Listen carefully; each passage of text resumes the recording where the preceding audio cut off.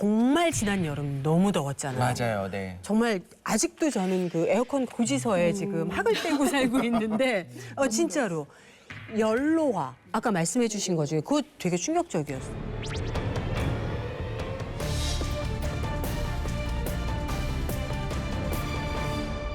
일단 피부 온도를 낮춰주는 게 가장 중요한 거거든요. 냉장고에 들어있는 차가운 거 딱. 네, 좋습니다. 근데 또 문제가 뭐냐면 냉장고에는 차가운 거 좋다고 하니까 냉동실을 넣고 쓰시는 분들 계시거든요. 네. 냉동실을 넣으시면 안 돼요.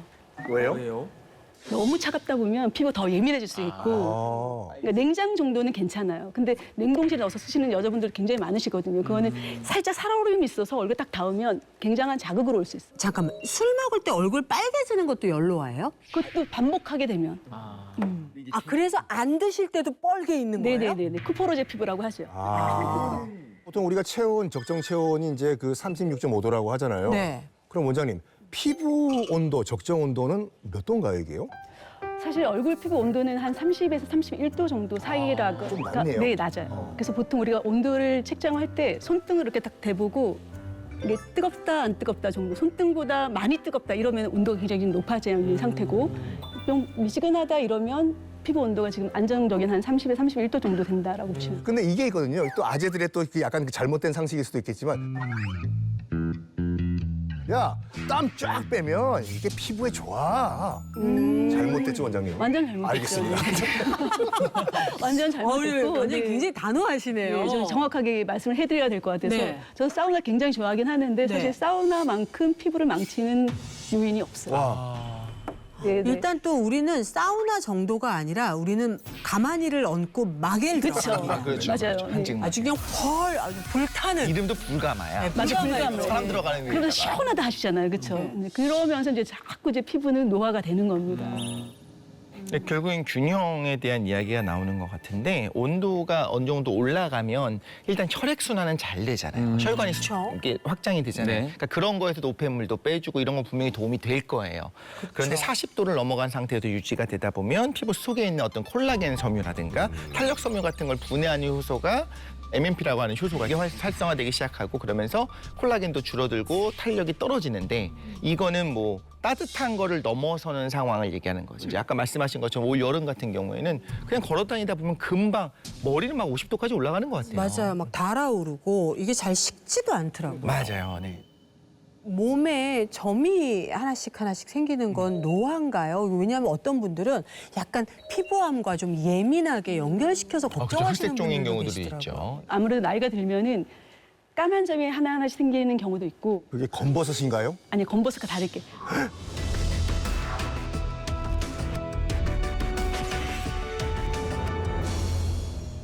자외선에 계속 노출되다 보니까 멜라노사이트가 계속 액션을 하다 보니까 그게 계속 누적이 되고 또 나이가 들면 멜라노사이트끼리 본인들이 응집하는 능력이 있어요.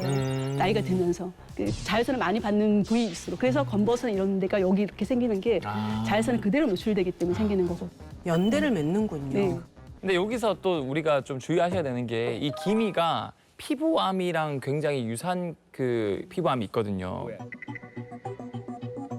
이제 기저 피부암이라 그래서 그 피부암 같은 경우는 이제 기미처럼 이 피부 아래쪽이 약간 볼록하게 올라오면서 시커먼 또는 갈색 점으로 보이는 경우가 있어요. 네. 근데 기미가 피부암이랑 굉장히 유사하거든요. 그래서 무조건 이게 기미라는 판단보다는 이게 좀 내가 많은 것 같다, 평소랑 좀 다른 것 같다. 그런 경우는 한번 검사를 받아보는 것도 도움이 됩니다. 그렇죠. 맞아요. 이렇게 기미나 이런 애들이 없어질 순 있는 거예요? 100% 없어지기는 어렵지만 그래도 어느 정도 하면 도움이 될 수는 있어요. 일반적으로 기미가 왜 생기느냐라고 했을 때는 당연히 유전적인 원인도 당연히 있을 거고 활성산소, 스트레스도 그런 부분들이 있고 임신을 하게 되면 호르몬 변화를 하면서 이런 부분들이 지금 기미를 계속 만들고 있고 남편이 바람을 피거나 애가 말을 안 듣거나 이러면 알아서 올라온다. 기미가 나타날 기미가 보이죠. 하지 마, 형. 어우, 네. 이쪽으로 나가시면 됩니다. 컨츄리 꺾고 노래 부르면 김미. 어우, 정말. 2절, 3절까지. 너무 좋다. 우리 이런 분위 독실님 아까 말씀해 주신 것 중에 이제 네네. 활성산소 네네. 딱 집어서 정의를 좀 말씀해 주세요. 우리가 흔히 말하는 활성산소는 뭐냐면 산소가 활성화되어 있는데 좋은 거잖아라고 하기보다는 일반적으로 과하게 활성화돼서 불안정한 구조로 되어 있는 것들을 총체를 우리가 활성산소라고 불러요. 그냥 산소는 가만히 있는데 산소와 접촉하고 있는데 피부를 공격하지는 않아요. 그렇죠. 그런데 어떤 모종의 이유로 우리 몸 안에서 혹은 바깥에서 활성산소가 만들어지면 그냥 옆에 있는 세포를 공격하고 DNA를 공격하고 이렇게 할 수 있게 건달들이네. 건달이 될 수 있습니다. 네. 예, 독실님께서 또 활성산소에 대해서 말씀해 주셨는데 이 한국식품영양과학학회지에서도 모든 질병의 원인 중 90%가 이 활성산소에 의해서 기인한 거다라고 말할 정도로 이 활성산소가 좀 우리 노화의 주된 요인 중 하나라고 볼 수 있고, 근데 무조건 뭐 자외선 때문이다 하나의 요인으로 볼 수 없기 때문에 이런 것들을 우리가 다 이렇게 다 막을 수가 없어요. 그러니까 얘네들을 좀 없애야 되는 게 우리가 생각하는 항산화. 맞습니다. 이게 맞나요? 네, 맞습니다. 자, 활성산소가 무언가를 태워버리거든요. 네. 그래서 활성산소 얘가 누군가 태우고 싶어 이렇게 막 화가 났어요. 그때 여기 얘는 말고 나를 태워. 나를 태워. 자기가 스스로 산화되면서 얘를 진정시켜주는 것들을 우리가 항산화 물질이라고 해요. 항산화 물질은 그래서 산화가 잘 되는 거예요. 그럼 이제 우리가 가장 흔하게 드는 게 항산화 식품이잖아요. 그렇죠. 일단 먹어서 해줄 수 있는 것들 뭐 먹어야 돼요? 사실은 항산화 성분이 많은 음식들 하면은 우리가 주로 감귤류 들어보셨죠? 네. 뭐 예를 들어서 뭐 오렌지, 그다음에 뭐 레몬 그런 거 있고, 라임. 뭐 뿐만 아니라 뭐 자두나 뭐 석유가 아니고 죄송합니다. 석유가 아니고 죄송합니다.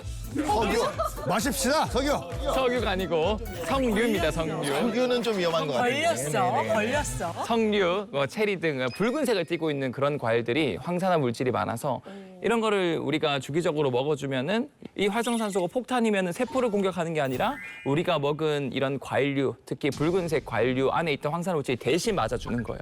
근데 특히 제가 오렌지 종류들 뭐 말씀을 많이 드렸는데 그 중에서도 이 레드 오렌지라고 불리는 종류들이 이 항산화 물질이 굉장히 많이 들어있다고 그래요. 그래서 그런 같은 걸 먹더라도 이런 레드 오렌지 이런 걸 위주로 먹으면 좀 도움이 되지 않을까. 그렇죠. 이제 레드 오렌지를 지금 말씀하셨는데 레드 오렌지의 원산지가 혹시 어딘지 아십니까? 레드 오렌지요? 네. 오렌지가 잘 자라는 데는 아무래도 서한해양성 기후, 뭐 지중해성 기후 지중해 아닌가요? 지중해 가운데서도 어디요?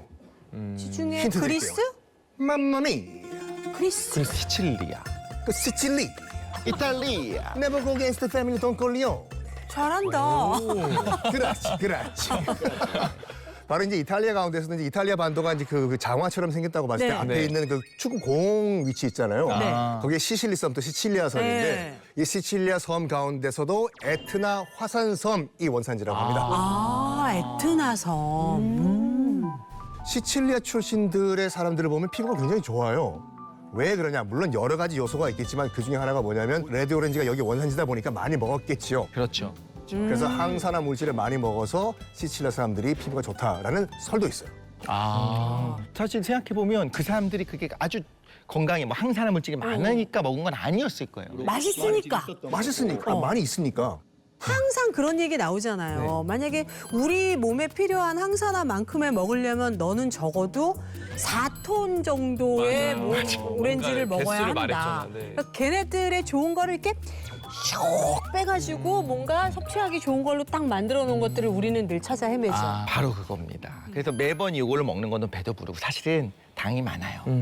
그래서 레드 오렌지 안에 있는 항산화 물질을 최대로 뽑은 레드 오렌지 추출물에서 레드 오렌지 컴플렉스 H라고 하네요. ROCH 형태로 먹는 게 제일 간편하다라고들 합니다. 제일 간편하다라고 합니다. H 로크. 제일 좋은 건 홀푸드를 먹는 게 좋긴 홀푸드가 하지만 좋지만 너무 바쁘고 맨날 그쵸. 먹을 수 없으니까. 당도 너무 많이 올라가니까 네. 결국 이 유효 성분들을 뽑아놓은 걸 먹는 거죠.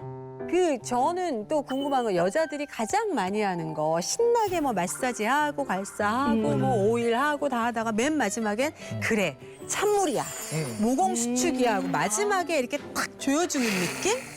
그 약간 냉탕에 풍덩하는 느낌으로 맞아요. 일단 다들 착각하고 계신데 잠깐 모공은 열렸다 닫혔다 하는 데가 아니에요. 모공엔 근육이 없어요. 그렇죠. 어떻게 네, 보면 이게 그쵸. 아예 효과가 없다고 봐도 전혀 오바는 거죠. 없죠. 네.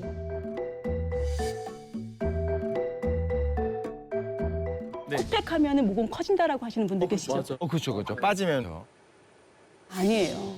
모공 안에 있는 피지가 나왔을 뿐이지 이미 내 모공은 그렇게 크고 있었던 거예요. 아.